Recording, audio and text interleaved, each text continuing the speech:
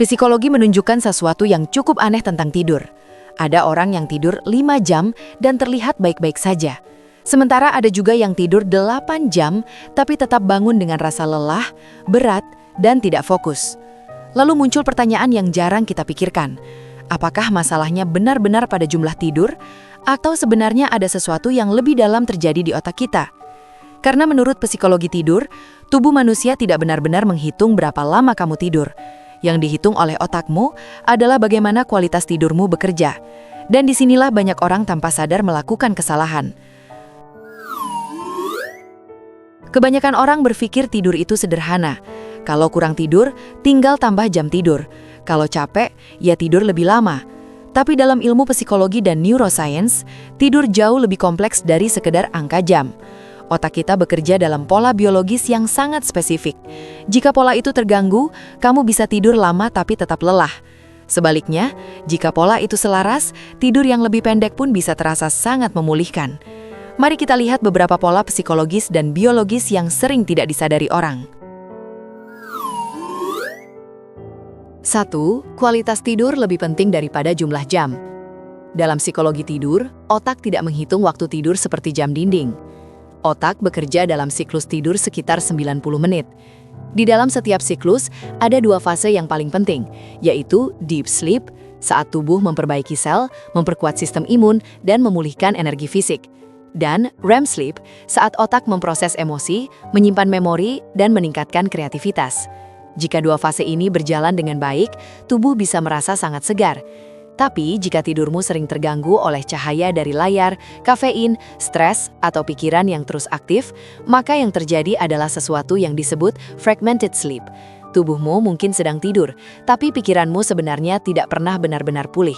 Itulah sebabnya kamu bisa bangun dengan rasa berat, lambat, dan tidak fokus. 2. Rutinitas tidur sebenarnya melatih otak. Ada alasan psikologis mengapa orang yang tidur dan bangun di waktu yang sama setiap hari sering merasa lebih segar. Tubuh manusia memiliki sistem yang disebut circadian rhythm, yaitu jam biologis internal. Masalahnya, ketika waktu tidurmu selalu berubah-ubah, otak menjadi bingung. Otak tidak tahu kapan harus melepaskan melatonin, hormon yang membuat kita mengantuk. Akibatnya, kamu sulit tidur di malam hari dan sulit bangun dengan segar di pagi hari. Tapi ketika kamu tidur dengan jadwal yang konsisten, otak mulai belajar pola itu. Secara perlahan, tubuhmu seperti berkata, ini waktunya istirahat, dan kamu akan mulai tertidur lebih cepat dan bangun lebih ringan. 3. Bangun di tengah siklus tidur membuatmu merasa hancur. Pernah bangun setelah tidur lama, tapi justru merasa sangat pusing dan lambat? Seringkali itu terjadi karena kamu bangun di tengah siklus. Fenomena ini disebut sleep inertia. Ketika alarm berbunyi di tengah siklus, otakmu masih berada di fase tidur dalam. Akibatnya, otak seperti dipaksa bangun sebelum waktunya. Itulah sebabnya kamu merasa linglung, lambat berpikir, dan sulit fokus. Penelitian menunjukkan bahwa bangun di akhir siklus 90 menit membuat otak beralih dari tidur ke kondisi sadar dengan lebih alami. Makanya, beberapa orang merasa lebih segar setelah tidur 6 jam dibanding 8 jam yang acak. 4. Otak butuh sinyal untuk mematikan mode kerja. Banyak orang mencoba tidur, tapi sebenarnya otaknya masih bekerja. Psikologi menyebut ini sebagai cognitive overload. Otakmu masih memikirkan pekerjaan, menyelesaikan masalah, atau memproses stres hari itu. Karena bagi sistem syaraf, tidur bukan sekedar menutup mata. Otak butuh sinyal bahwa hari sudah selesai. Beberapa kebiasaan sederhana yang bisa membantu: 3 jam sebelum tidur, hindari makan berat. 2 jam sebelum tidur, berhenti bekerja. 1 jam sebelum tidur, jauhi layar. Ini membantu gelombang otak berubah dari mode aktif ke mode relaksasi, kondisi alami sebelum tidur. 5. Cahaya pagi ternyata memprogram energi harianmu. Hal yang mengejutkan adalah 10 menit pertama setelah kamu bangun bisa menentukan energi sepanjang hari. Paparan sinar matahari pagi membantu mengaktifkan serotonin, zat kimia yang berhubungan dengan mood, fokus, dan rasa waspada. Itulah sebabnya orang yang langsung keluar rumah atau terkena cahaya alami di pagi hari sering merasa lebih cepat hidup. Sebaliknya, ketika hal pertama yang kamu lihat adalah layar ponsel, otakmu tidak mendapatkan sinyal biologis untuk benar-benar bangun.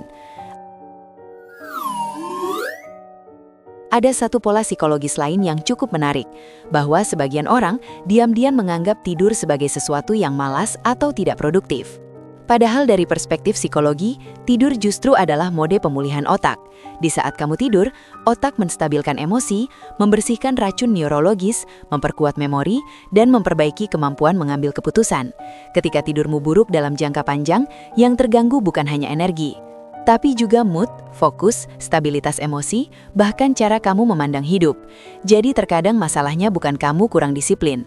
Mungkin saja otakmu hanya belum benar-benar diberi kesempatan untuk pulih. Jika penjelasan ini terasa sangat akurat dengan pengalamanmu, kamu tidak sendirian.